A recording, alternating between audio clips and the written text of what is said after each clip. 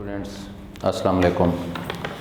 आज हम chapter number 20 second half second year biology का फ़र्स्ट टाइम जो पेपर हुआ है उसे डिस्कस करने जा रहे हैं। तो इसमें जो फर्स्ट MCQs है वो है कि supporting role in DNA replication is played by an enzymes called as, यानी कि DNA रेप्लिकेशन के लिए जो सपोर्टिंग रोल है उसका इन किस एंजाइम्स की मदद से होता है, तो वो है DNA पॉलीमरेज़ 1 की मदद से। यानी कि जो DNA पॉलीमरेज़ 1 है ये सपोर्टिंग रोल प्रोवाइड करता है DNA रेप्लिकेशन में।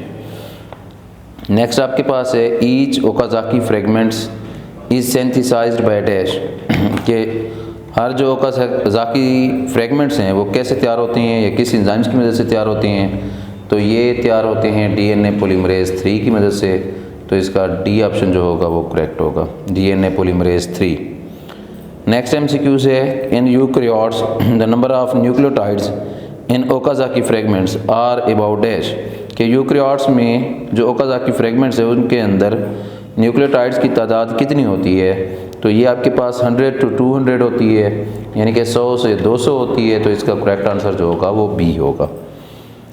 नेक्स्ट आपके पास है कॉपिंग of messenger RNA from the DNA, कि DNA से जब मैसेंजर RNA तैयार होता है तो हम उसे क्या कहते हैं, उसे ट्रांसक्रिप्शन कहा जाता है। इसका आंसर डी होगा,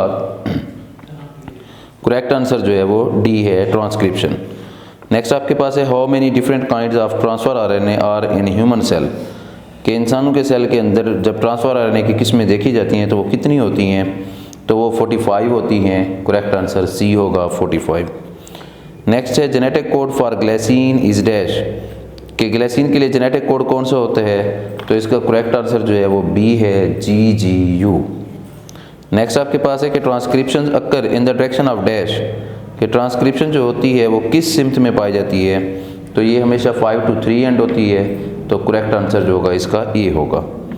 नेक्स्ट अब MCQ है आपके पास कि which of the following is stop signal during transcription, कि स्टॉप सिग्नल जो है ट्रांसक्रिप्शन के दौरान कौन सा होता है, तो वो GC होता है। तो इसका करेक्ट जो आंसर होगा वो सी होगा, ये आपके पास GC।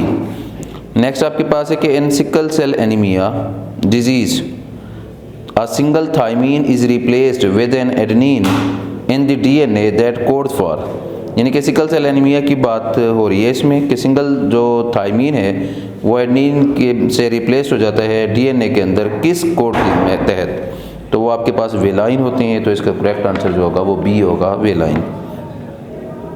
नेक्स्ट MCQ है कि DNA polymerase is extracted from dash, कि DNA पॉलीमरेज कहाँ से आते हैं या अखज़ होते हैं, तो ये बैक्टीरिया से निकलते हैं। तो इसका करेक्ट आंसर जो होगा वो डी होगा, बैक्टीरिया।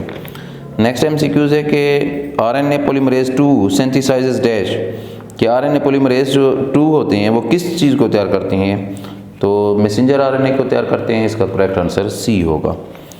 नेक्स्ट MCQ है कि in bacteria the newly synthesized messenger RNA is released in dash, bacteria के अंदर जो नया मैसेंजर RNA तैयार होता है वो कहाँ तैयार होगा या कहाँ खारिज होता है, तो वो साइटोप्लाज्म में होता है। करेक्ट आंसर जो होगा वो बी होगा।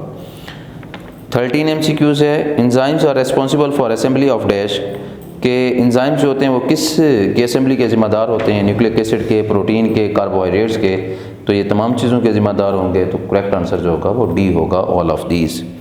जेनेटिक कोड फॉर मेथियोनिन, कि मेथियोनिन के लिए जो जेनेटिक कोड है वो कौन सा होता है, वो AUG होता है। करेक्ट आंसर जो होगा वो आपके पास सी होगा।